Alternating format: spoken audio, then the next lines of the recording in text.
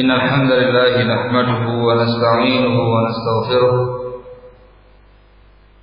ونعوذ بالله من شرور أنفسنا ومن سيئات أعمالنا من يهده الله فلا مضل له ومن يضلل فلا هادي له وأشهد أن لا إله إلا الله وحده لا شريك له وأشهد أن محمدا عبده ورسوله يا أيها الذين آمنوا اتقوا الله حق تقاته ولا تموتن إلا وأنتم مسلمون يا أيها الناس اتقوا ربكم الذي خلقكم من نفس واحدة وخلق منها زوجها وبث منهما رجالا كثيرا ونساء واتقوا الله الذي تساءلون به والأرحام إن الله كان عليكم رقيبا يا أيها الذين آمنوا اتقوا الله وقولوا قولا سديدا يصلح لكم أعمالكم ويغفر لكم ذنوبكم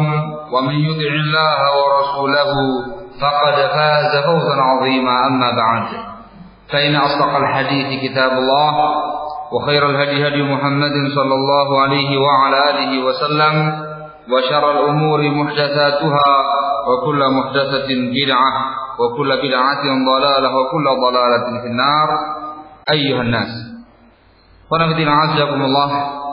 Kita lanjutkan pembahasan babul mawaqit, bab yang menerangkan tentang waktu-waktu salat. Telah kita baca kemarin hadis yang ke-50, hadis Abdullah bin Mas'ud radhiyallahu taala anhu wa arbah, tentang amalan yang paling dicintai oleh Allah Subhanahu wa taala. Disebutkan dalam video tersebut, yang paling dicintai yang pertama ialah salat pada waktunya. Sekarang kita masuk pada hadis yang setelahnya, hadis yang ke-51. Qala al-muallif rahimahullahu taala an Aisyah radhiyallahu taala anha qalat, dari Aisyah radhiyallahu taala anha dia berkata, laqad kana Rasulullah sallallahu alaihi wa ala alihi wasallam yusallil fajr. Sungguh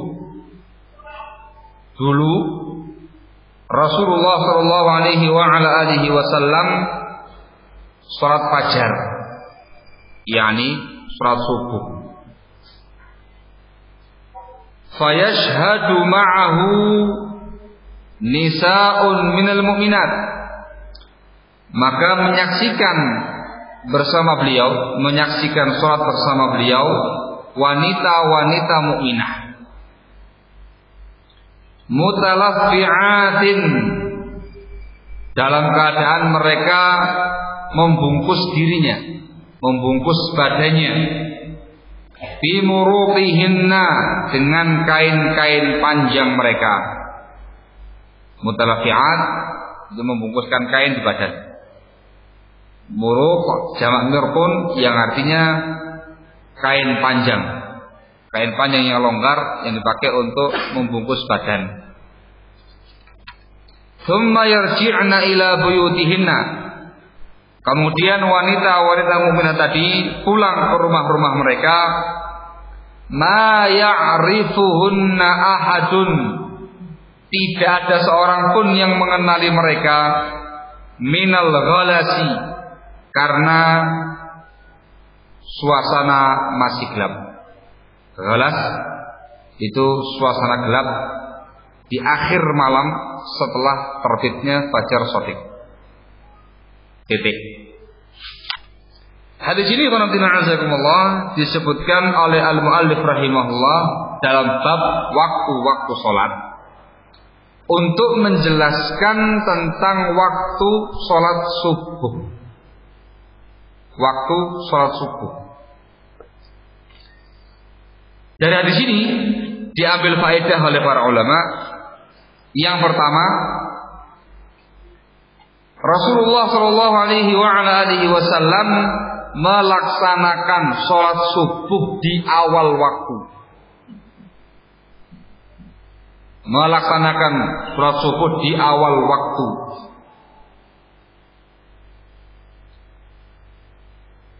di awal waktu. Dan mereka menyepakati yang namanya subuh masuk ketika terbitnya fajar shadiq. Bitulu'il fajar as-shadiq, dengan terbitnya fajar shadiq.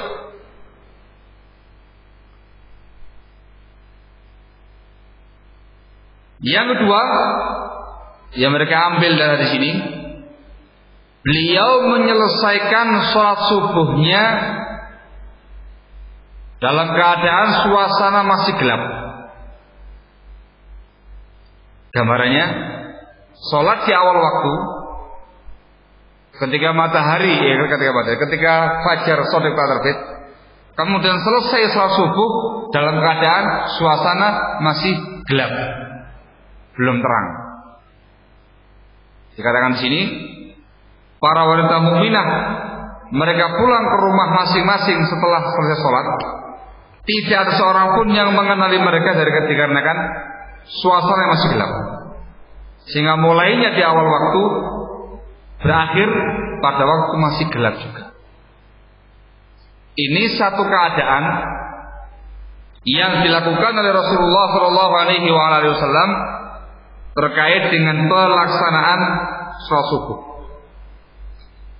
Juga dikuatkan al-hadis Jabir bin Abdullah radhiyallahu taala anhuma yang nanti dibawakan insyaallah yang 52.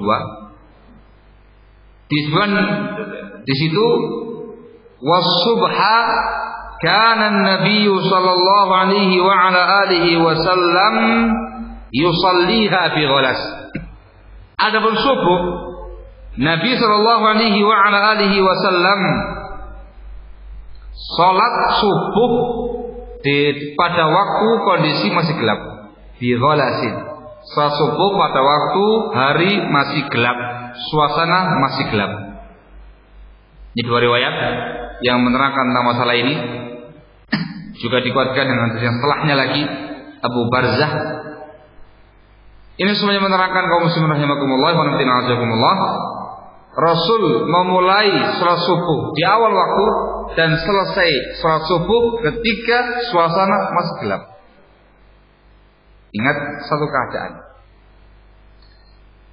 Dengan dua riwayat ini bisa kita pahami, otomatis bacaan salatnya tidak terlalu panjang, gitu ya. Bacaan salat subuhnya tidak terlalu panjang, karena mulainya di awal, selesai masih gelap. Kaum wanita pulang ke rumahnya, tidak ada yang mengenali mereka. Ini satu keadaan. Disebutkan dalam riwayat yang lain,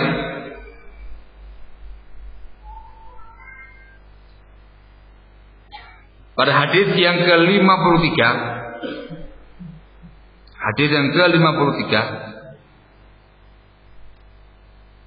kita akan bahas semuanya insyaallah. Saya akan cuplikannya saja. Pada hadis Abu Barzah al-Aslami radhiyallahu taala anhu wa arda disebutkan terkait dengan salat subuh, wa kana yanfatilu min salatil ghadati hina ya'rifu ar-rajulu jalisahu wa kana yaqra'u fiha bis-sittina ilal mi'ah.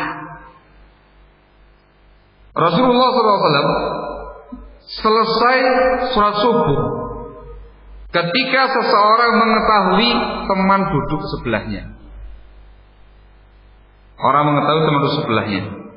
Dan beliau biasa membaca pada sholat subuh 60 sampai 100 ayat. 60 sampai 100 ayat. Pada lafaz ini, alhamdulillah, menerangkan kepada kita, beliau selesai salat subuh dalam keadaan suasana sudah terang. Orang yang sholat sudah bisa mengenali siapa yang di samping kanannya dan samping kirinya. Ini tolong digambarkan suasana dulu ya, bukan suasana sekarang. Suasana zamannya Rasul sallallahu alaihi wasallam yang belum ada lampu, belum ada listrik dan segala macamnya, kondisi gelap, sehingga untuk mengenali teman sampingnya itu dengan jelas siapa dia, menunggu kondisi agak terang. Dan diterangkan di sini membacanya 60 sampai 100 ayat. Ini kita katakan kondisi kedua. Kondisi kedua. yakni beliau memulai sholat subuh di awal waktu dan selesai sholat subuh ketika kondisi sudah terang. Sudah terang, otomatis bacaannya panjang. Disebutkan 60 sampai 100 ayat. 60 sampai 100 ayat. Ada yang menerangkan satu rakaat itu 60, rakaat yang kedua juga 60. Atau rakaat yang pertama 100, yang kedua juga 100. Ada lagi yang menerangkan dibelah dua. 60 rakaat yang pertama 30 ayat, yang kedua 30 ayat. Kalau 100 rakaat pertama 50 ayat, yang kedua 50 ayat. Ini dua keadaan dan dua-duanya dilakukan oleh Rasulullah sallallahu alaihi wasallam. Paham dari sini ya? Dari riwayat tadi diambil faedah yang ketiga, untuk salat subuh itu lebih afdal dilakukan ketika kondisi masih gelap di awal waktu. Untuk salat subuh lebih afdal dilakukan ketika kondisi masih gelap di awal waktu. Di awal waktu. Adapun selesainya bisa kondisi masih gelap juga, bacaan nggak terlalu panjang. Atau yang kedua, kondisi sudah terang, bacaannya panjang. Dua keadaan selesainya itu. Nah, adapun hadis yang dikeluarkan oleh imam yang 5, Imam Ahmad, An-Nasa'i, Abu Dawud, At-Tirmidzi, Ibnu Majah, imam yang 5. Dari hadis Abu Rafi', dari hadis Rafi' Ibnu Khadij, disebutkan bahwasanya Rasulullah sallallahu alaihi wasallam mengatakan, "Asbihus subha fa innahu a'zamu li ujurikum." Asbihus subha fa innahu a'zamu li ujurikum. Hendaklah kalian salat subuh ketika kondisi terang. Hendaklah kalian salat subuh ketika kondisi terang. Sebab itu lebih besar untuk pahala-pahala kalian. Ini hadis sahih disebutkan oleh Asy-Syaikh Muqbil bin Hadi rahimahullahu taala dalam bukunya Al-Jami'us Shahih. Juga hadis Anas bin Malik radhiyallahu taala anhu wa ardhah, Rasul mengatakan, kata Anas bin Malik, "Kana Nabi sallallahu alaihi wa ala alihi wasallam yusalli as-subha hina yanfasihul basar." Nabi sallallahu alaihi wasallam beliau salat subuh ketika pandangan sudah mulai terang. Ketika pandangan sudah mulai terang, yakni kondisinya sudah tidak gelap lagi. Dua riwayat ini dijadikan dalil oleh sebagian ulama untuk menerangkan yang afdal untuk salat subuh ditunggu sampai agak terang. Dikerjakan tidak di awal waktu.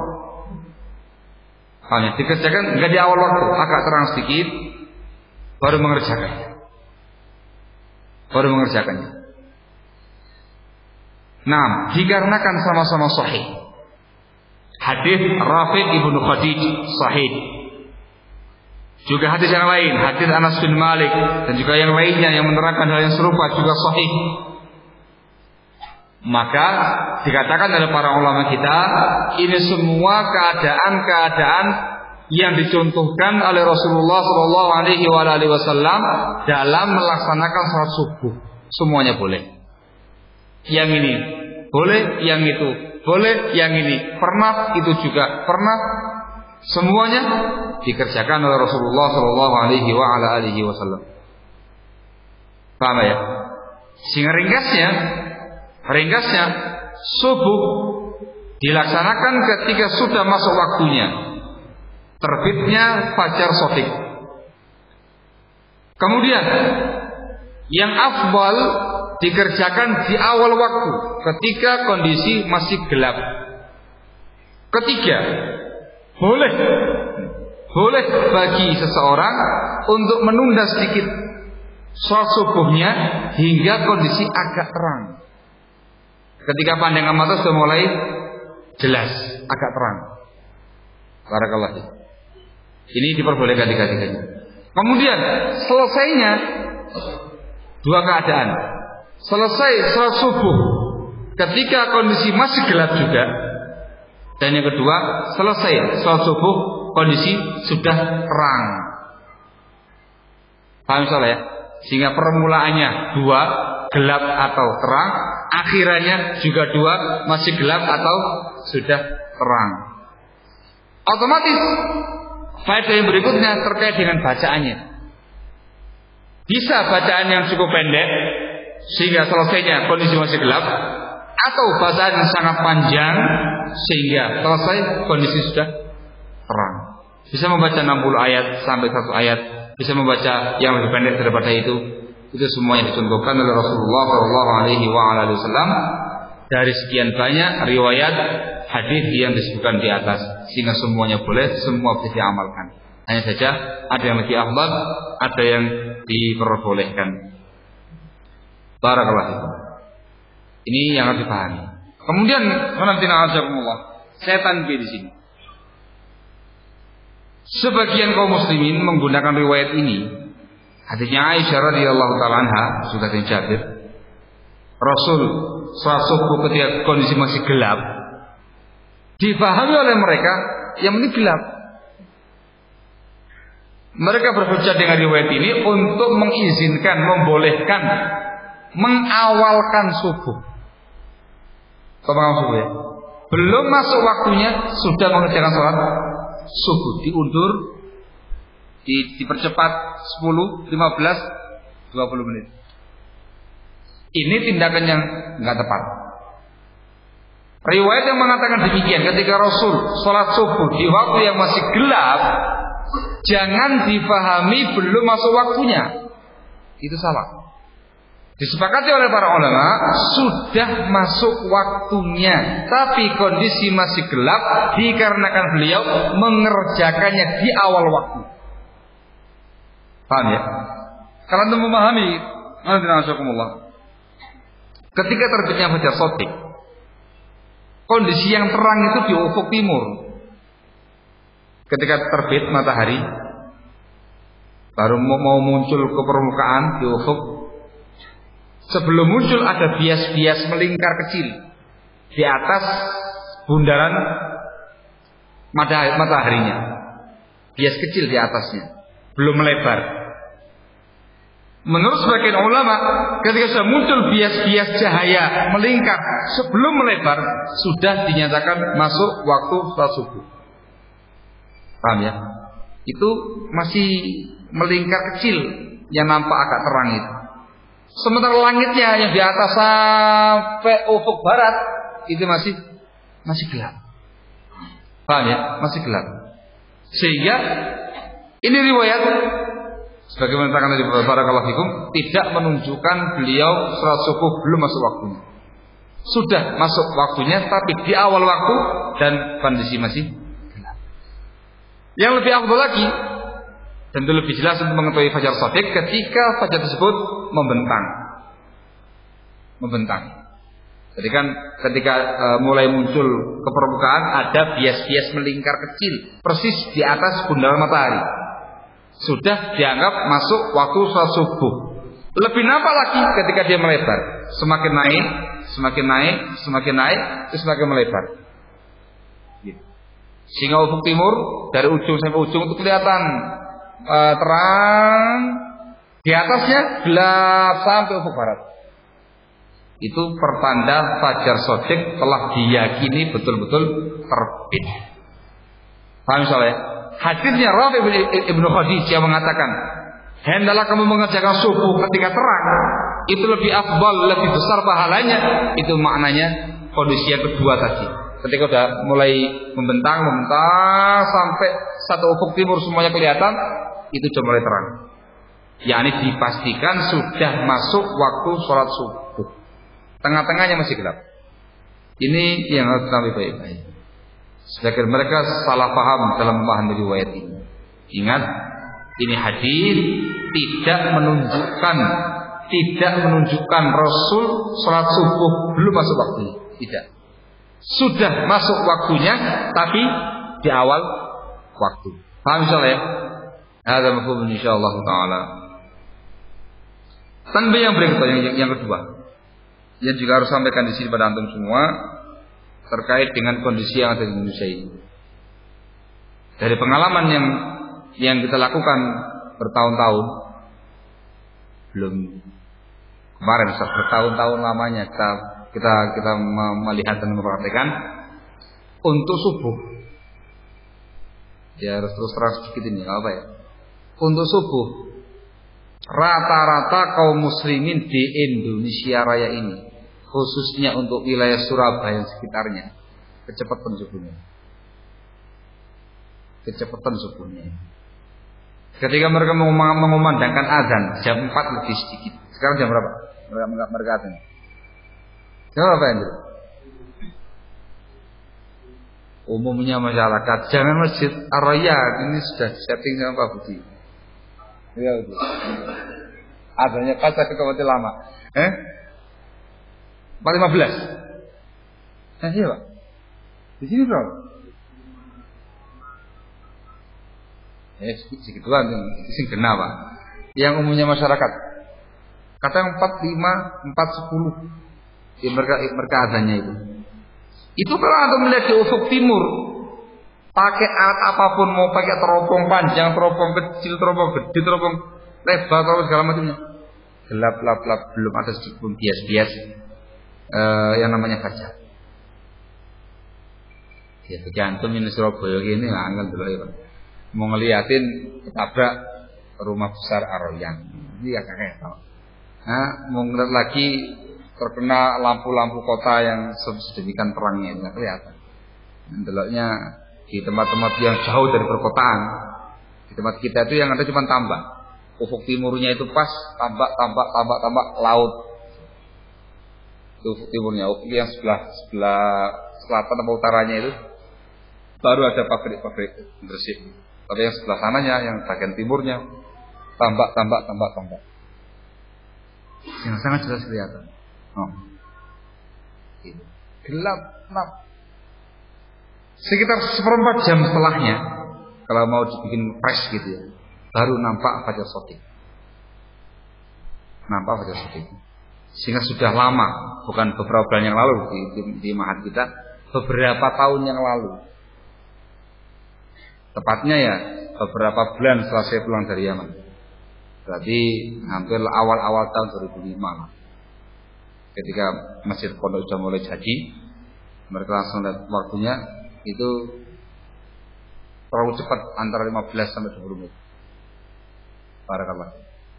Ya, terpaksa kita azan sendiri. Awalnya geger, tapi sekarang sudah paham masyarakatnya.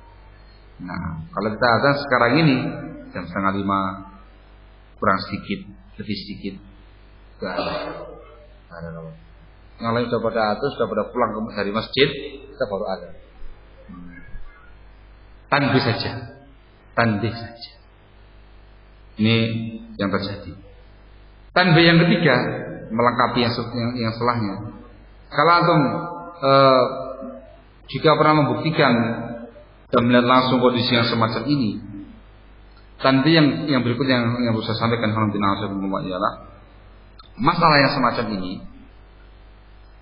Untuk mempraktekannya di tengah-tengah masyarakat, itu harus memperhatikan maslahat dan madarat. Paham ya? Tidak bisa langsung kita amalkan di tengah-tengah masyarakat dengan tanpa ada penjelasan keterangan terlebih dahulu. Yang lebih tepat, jelaskan dulu baru amalkan. Itu mungkin terjadi kalau kita itu punya masjid sendiri, atau masjid yang kita kelola, yang kita atur, kita sebagai bagian dari takmirnya, yang mungkin bagi kita untuk menerangkan para pihak takmir. Tidak di sini sedang. Kemudian alhamdulillah sudah diterangkan pada pihak takmir, dipahamkan, diperjelas, paham. Maka mungkin kita mengumandangkan azan sebagaimana waktu yang syar'i dengan tanpa menimbulkan konflik di masyarakat. Di sini azan setengah 5 pada masalah, Sirian itu.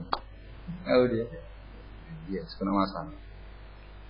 Atau di sebuah lembaga pendidikan yang jelas-jelas diakui oleh pemerintah, pesantren resmi dan segala macamnya, yang punya kekuatan hukum, itu mungkin untuk melaksanakannya. Sholat kita misalnya, langsung kita azan, ya biasa kasakusuk, biasa. Anggaplah anjing gonggong kata berlalu. Diterangkan nih, dikasih hujahnya, nih ilmunya, nih dalilnya, nih. Gila. Terus lama-lama mereka sudah terbiasa dengan adanya kita pada doa. Tapi kalau kemudian person, kita baru ngerti ilmu semacam ini, person ya, kita salah satu person dari jamaah sebuah masjid. Kita nggak punya kemampuan, nggak punya kekuatan di situ. Takmir bukan, punya pengaruh juga bukan. Ya sama jamaah lah. Maka jangan terburu-buru untuk menyampaikan poin satu ini sampai betul-betul Anda mantap yakin disampaikan semua argumentasi yang ada kepada masyarakat yang ada, dan untuk mengamalkannya menunggu kesiapan dari mereka. Paham ya? Ini tolong diperhatikan baik-baik. Jangan cuma asal modal semangat punya ilmu, semangat pengen ngamalkan, ya Allah tempel di semua masjid yang ada dengan mantap dia mengatakan sekarang subuhnya nggak tepat waktu, ini nggak sah sholatnya dan segala macam kemana-mana, bingung masyarakat. Jangan demikian. Terjadi di sebagian masjid. Ada yang menyampaikan tema semacam ini kepada jamaah masjid yang ada, langsung mantap begitu pembahasan temanya, tegas menyatakan subuhnya enggak tepat waktu, gak sah salat subuhnya, gak sah qobliyah subuh dan segala macamnya. Geger. Sehingga tolong diperhatikan baik dalam bab ini. Untuk menyampaikan ilmu-ilmu yang semacam ini tengah-tengah masyarakat harus pertimbangan maslahat dan kemadaratan. Tolong. Begitu pula ilmu-ilmu yang lain. Labas kita lihat yang harus saya sampaikan pada Anda. Kemudian faedah lain yang bisa kita ambil dari hadis ini yang cukup penting adalah hadis ini menerangkan kepada kita bolehnya wanita-wanita mukminah ikut sholat berjamaah di masjid. Nah, baik itu jamaah sholat subuh atau isya atau yang lain. Yang lebih diperbolehkan kata para ulama subuh sama isya. Kenapa? Dikarenakan kondisinya gelap. Jangan riwayatin. Disebutkan para wanita menyaksikan salat subuh bersama dengan Rasul sallallahu alaihi wasallam. Dalam kata mereka membungkus badan mereka dengan kain-kain panjang mereka, kemudian mereka pulang ke rumah mereka, tidak ada seorang pun yang mengenali mereka. Menunjukkan bolehnya wanita jamaah di masjid. Namun ada namunnya ini. Hal itu diperbolehkan dengan persyaratan. Kalau jamaah laki-laki atau laki-laki berjamaah hukumnya wajib. Pendapat yang sahih hukumnya wajib. Bagi laki-laki yang telah balik wajib jamaah di masjid. Barakallah. Untuk perempuan boleh dengan syarat. Yang pertama, yang disebutkan dalam riwayat ini, yang pertama menggunakan hijab yang syar'i sehingga tidak nampak aurat mereka. Ini diambil dari kata-kata mutalaffi'atin bimurutihinna. Mutalaffi'atin bimurutihinna. Mereka membungkus badan-badan mereka dengan kain-kain panjang mereka. Sehingga menggunakan hijab syar'i, tidak kelihatan auratnya, menuju ke masjid. Ini persoalan yang pertama. Yang kedua, yang disebutkan dalam hadis ini dulu, ini saya terangkan selanjutnya. Yang kedua, Allah ialah langsung pulang setelah selesai sholat. Disebutkan dalam hadis ini, "Tsumma yarji'na ila buyutihinna." Kemudian mereka pulang ke rumah mereka masing-masing. Dikuatkan dengan hadisnya Ummu Salamah dan juga yang lainnya. Demikian, mereka langsung pulang. Begitu selesai salam, mereka langsung bubar pulang. Barakallah. Ini syarat yang kedua. Sehingga wanita tidak boleh berlama-lama di masjid ketika selesai melaksanakan sholat berjamaah. Salam langsung pulang. Langsung pulang. Itu contoh di zaman dulu, zamannya Rasulullah Shallallahu Alaihi Wasallam. Ini yang disebutkan dalam riwayat ini. Syarat ketiga yang ditambahkan oleh para ulama,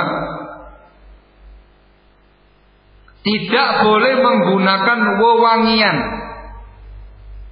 Tidak boleh menggunakan wewangian yang berbau harum, baik parfum atau yang lain-lainnya yang berbau harum. Tidak boleh.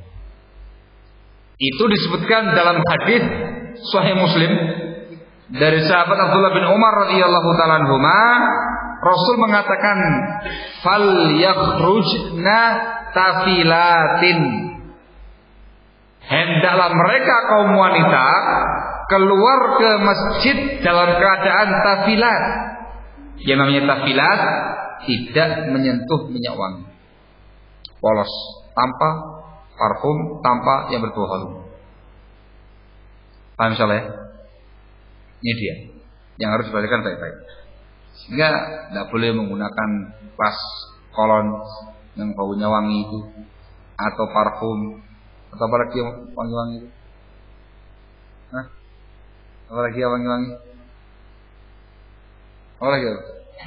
Selain parfum, selain kolon itu. Hah? Masuk wangi?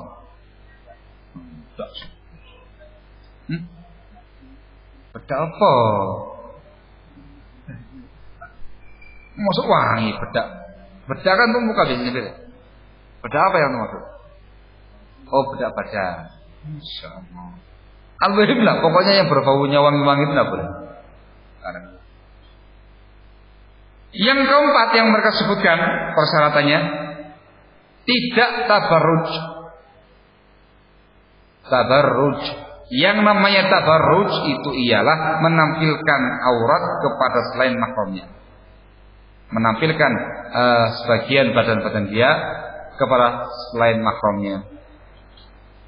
Kemudian juga dimanakan dengan berdandan, menampilkan perhiasan-perhiasan yang ada pada dirinya.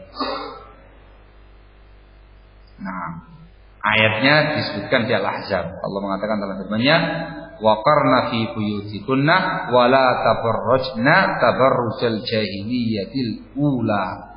Hendaklah kalian oleh kaum wanita diam di rumah-rumah kalian dan kalian jangan bertabarruj seperti tabarrujnya jahiliyah tempo dulu.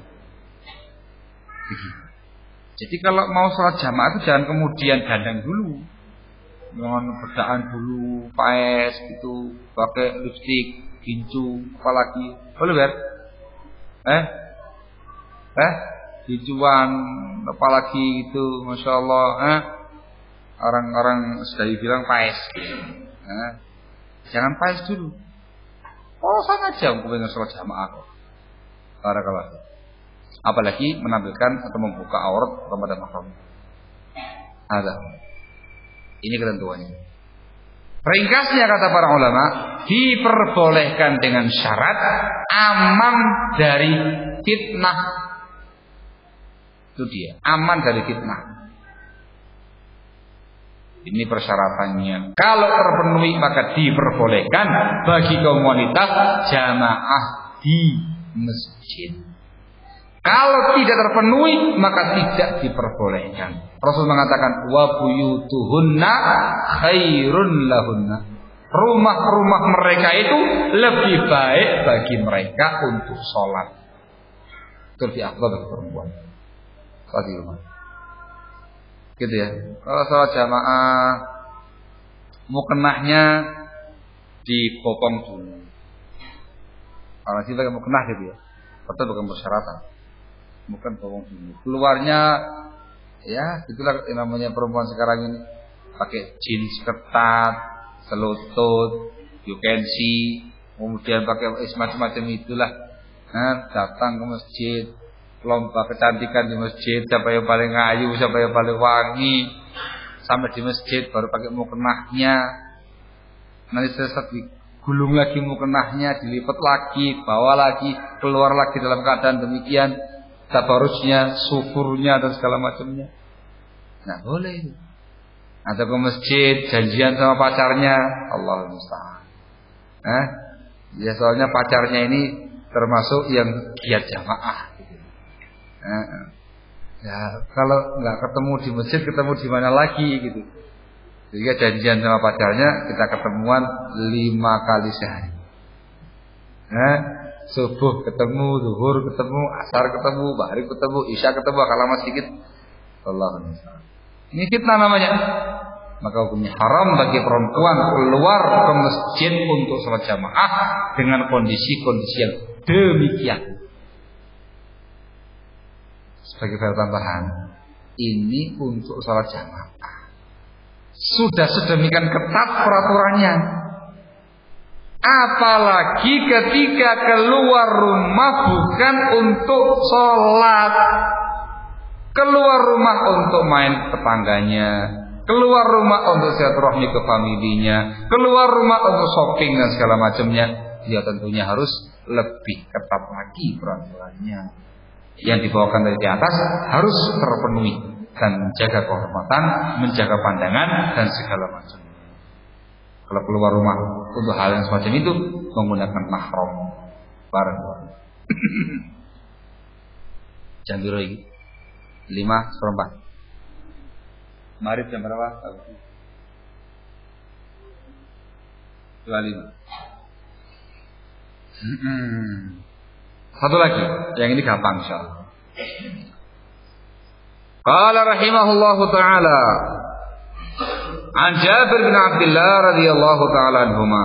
Dari Jabir bin Abdullah radhiyallahu taala anhuma, qala dia berkata, kana Nabi sallallahu alaihi wa ala alihi wasallam yusalli adh-dhuhra bil hajirah. Adalah Nabi sallallahu alaihi wa ala alihi wasallam salat zuhur pada waktu hajirah. Disebutkan di bawah itu yang namanya hajirah, syiddatul harba az-zawal. Ketika kondisi panas yang sangat terik setelah tergelincirnya matahari. Wal asra wasyamsu naqiyah. Dan beliau salat asar dalam keadaan matahari masih terang benderang. Naqiyah, masih bersih. Wal maghriba idza wajabat. Sementara maghrib apabila telah wajib. Apanya yang wajib? Pengertian wajabat yakni gharabatis syamsu, ketika tenggelamnya matahari di ufuk barat. Wal isya ahyanan wa ahyana. Sementara isya terkadang dan terkadang. Tergantung kondisi. Idza ra'ahum mujtama'u ajjala. Kalau beliau melihat mereka para makmum sudah kumpul semuanya, beliau segerakan. Wa idza ra'ahum bata'u akhara.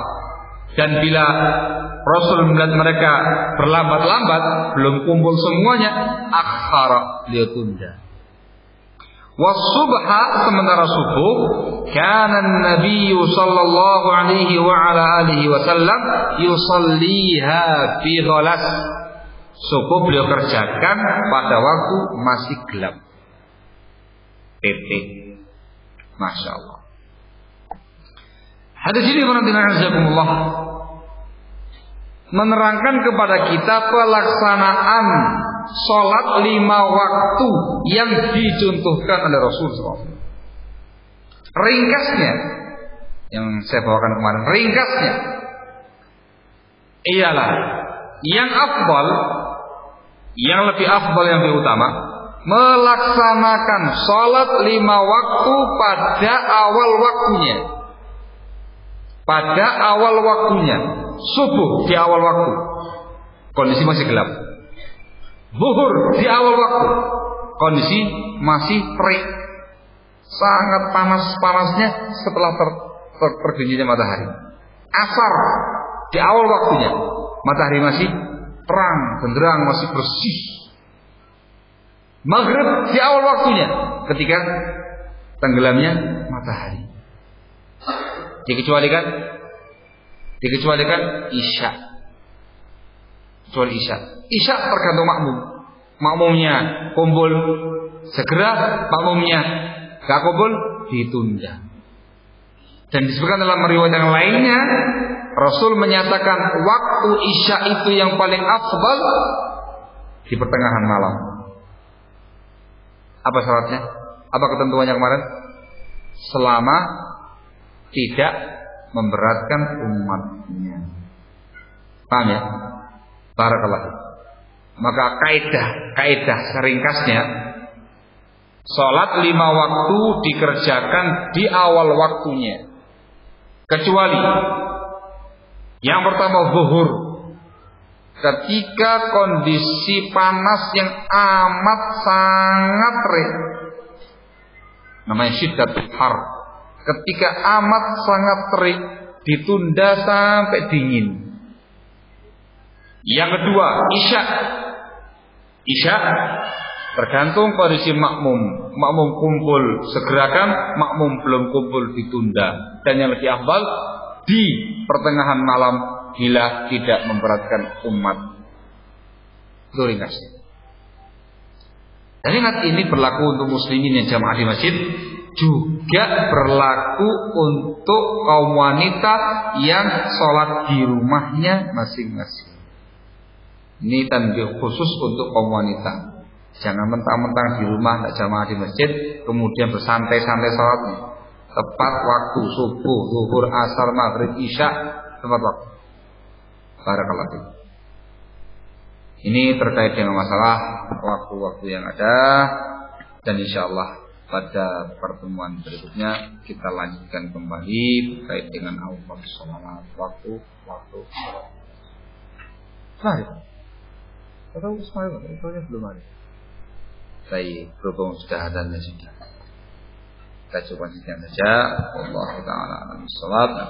Subhanallahi wa bihamdihi, asyhadu an la ilaha illa anta, astaghfiruka wa atubu ilaik. Tafadhalu barakallahu fiikum.